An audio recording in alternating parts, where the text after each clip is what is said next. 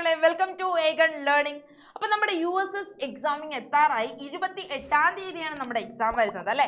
ഇന്ന് 21-ാം തീയതി ആയില്ലേ. ഇനി ഒരാഴ്ചയുണ്ടോ നിങ്ങൾക്ക് പഠിക്കാൻ? ഇല്ല. അപ്പോൾ ഇത്രയും ചുരുങ്ങിയ ദിവസം കൊണ്ട് നിങ്ങൾ ഒരുപാട് സബ്ജക്റ്റ് പഠിക്കാനുണ്ട്, ഒരുപാട് കാര്യങ്ങൾ പഠിച്ചെടുക്കാനുണ്ട്. അപ്പൊ മക്കളെ, എനിക്ക് തോന്നുന്നു നിങ്ങൾ ഒരു 75% പഠിച്ചു കഴിഞ്ഞിട്ടുണ്ടാകും. ഇനിയുള്ള ദിവസം എൻ്റെ മക്കൾ എന്താണ് ചെയ്യേണ്ടത്? ക്വസ്റ്റ്യൻ പേപ്പർ ഒന്ന് ചെയ്തു നോക്കാം. ഓക്കെ, മാക്സിമം കിട്ടുന്ന എല്ലാ ക്വസ്റ്റ്യൻസും ഒന്ന് ചെയ്തു നോക്കുക. എല്ലാം നിങ്ങൾക്ക് ആൻസർ ചെയ്യാൻ പറ്റുന്നുണ്ടോ? നിങ്ങൾ നിങ്ങളെ തന്നെ ഒന്ന് വിലയിരുത്തി നോക്കുക. ഓക്കെ ആണോ? യെസ്. അപ്പൊ ഇതാ ഇനിയുള്ള ലൈവ്, ഏഗണിലെ ഇനിയുള്ള ലൈവ് എന്ന് പറയുന്നത് പ്രീവിയസ് ഇയർ ക്വസ്റ്റ്യൻസ് മാത്രമേ നമ്മൾ ഡിസ്കസ് ചെയ്യുള്ളൂ. അപ്പൊ മക്കൾ മാക്സിമം നമ്മുടെ ലൈവ് കാണാൻ വേണ്ടി ശ്രമിക്കാം. ഓക്കെ, അപ്പൊ നിങ്ങൾ ക്വസ്റ്റ്യൻ തപ്പി നടക്കേണ്ട ആവശ്യമില്ല. ക്വസ്റ്റ്യൻ ഞങ്ങൾ തപ്പി നടന്ന് നിങ്ങൾക്ക് തന്നോളും. നിങ്ങൾ അത് പഠിച്ചു തന്നാൽ മാത്രം മതി. ക്ലിയർ ആണോ?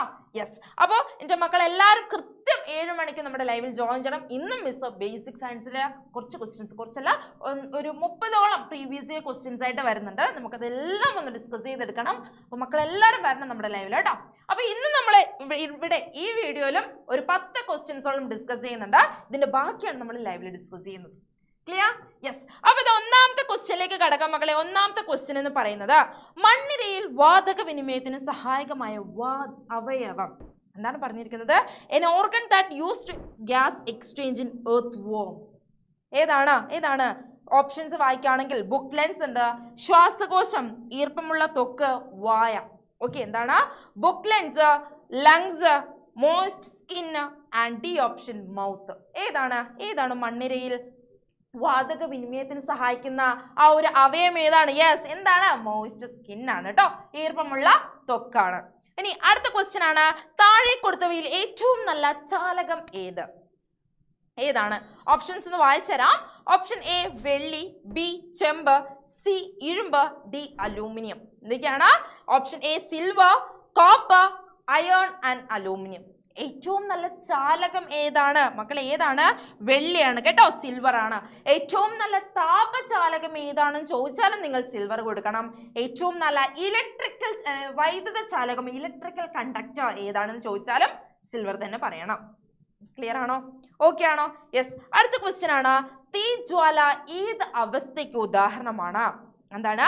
A flame is an example for which state? ഏത് അവസ്ഥയ്ക്ക് ഉദാഹരണമാണ്? എക്സാമ്പിൾസ് ഒന്ന് പറഞ്ഞ, ഓപ്ഷൻസ് പറഞ്ഞാൽ മക്കൾക്ക് മനസ്സിലാകും. ഒന്നാമത്തേതാണ് ഖരം ആൻഡ് ദ്രാവകം, വാതകം ആൻഡ് പ്ലാസ്മ. സോളിഡ് ഉണ്ട്, ലിക്വിഡ് ഉണ്ട്, ഗ്യാസ് ഉണ്ട് ആൻഡ് ലാസ്റ്റ് ഓപ്ഷൻ പ്ലാസ്മ. ഇതിൽ ഏതായിരിക്കും? ഖരമായിരിക്കോ? ദ്രാവകമായിരിക്കോ? ഗ്യാസ് ആയിരിക്കോ? ഇതിൽ ഏത് അവസ്ഥയായിരിക്കും? ഒന്നുമല്ലടാ, ഇതൊന്നല്ല. എന്താണ്? പ്ലാസ്മയാണ് കേട്ടോ, പ്ലാസ്മ സ്റ്റേറ്റ് ആണ്. യെസ്. ഇനി അടുത്ത ക്വസ്റ്റ്യൻ ആണ്, മിനുസമുള്ള പ്രതലങ്ങളിൽ പ്രതിബിംബം കാണാൻ കാരണം എന്താണ്? The reason for seen reflections on smooth surface. Smooth surface ആണ്, അവിടെ റിഫ്ലക്ഷൻ ഉണ്ടാകാൻ കാരണം എന്തായിരിക്കും? ഓപ്ഷൻസ് വായിച്ചു തരാം. എന്താണ്? ക്രമപ്രതിപതനം, വിസരിത പ്രതിപതനം, അപവർത്തനം, വിസരണം.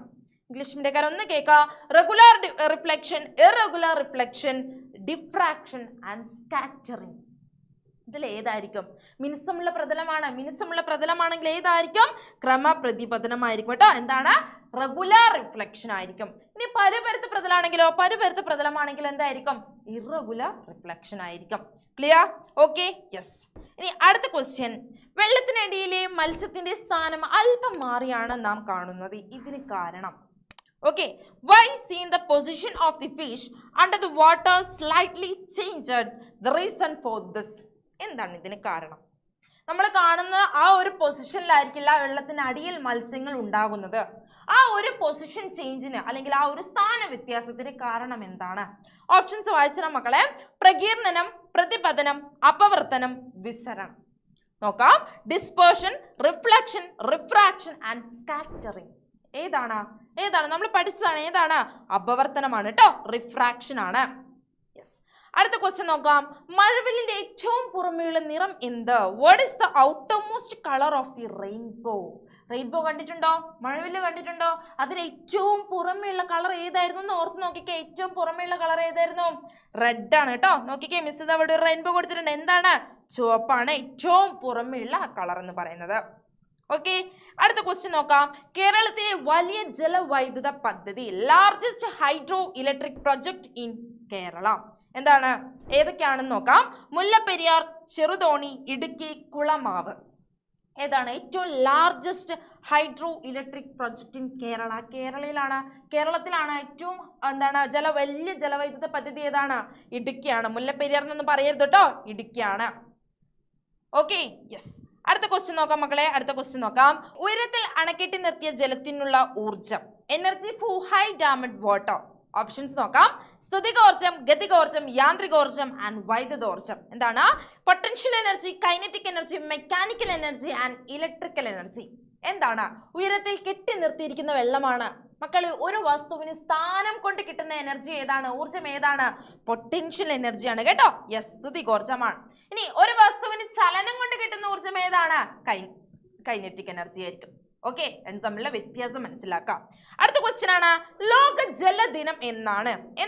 മാർച്ച് 22 ആണ് കേട്ടോ. മാർച്ച് 22 വേൾഡ് വാട്ടർ ഡേ എന്ന് പറയുന്നത്.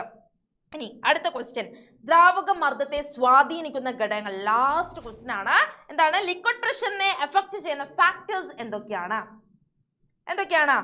ആഴം, സാന്ദ്രത, ഗുരുത്വാകർഷണം, ഇവയെല്ലാം. ഇതൊക്കെയാണ് ഓപ്ഷൻസ് കൊടുത്തിരിക്കുന്നത്. Height, density, gravity, all of this. ഇതൊക്കെയാണ് ഓപ്ഷൻസ് കൊടുത്തത്. നിങ്ങളൊന്ന് ചിന്തിച്ചു നോക്കിക്കേ. ലിക്വിഡ് പ്രഷറിനെ എഫക്ട് ചെയ്യുന്ന ദ്രാവക മർദ്ദത്തെയാണ്. ദ്രാവകം ഒരു മർദ്ദം ഉണ്ടാക്കുന്നുണ്ട്, മർദ്ദം ചെലുത്തുന്നുണ്ട്. ഓക്കെ, ഈ മർദ്ദത്തെ സ്വാധീനിക്കുന്ന ഘടകങ്ങൾ. ആഴം സ്വാധീനിക്കോ?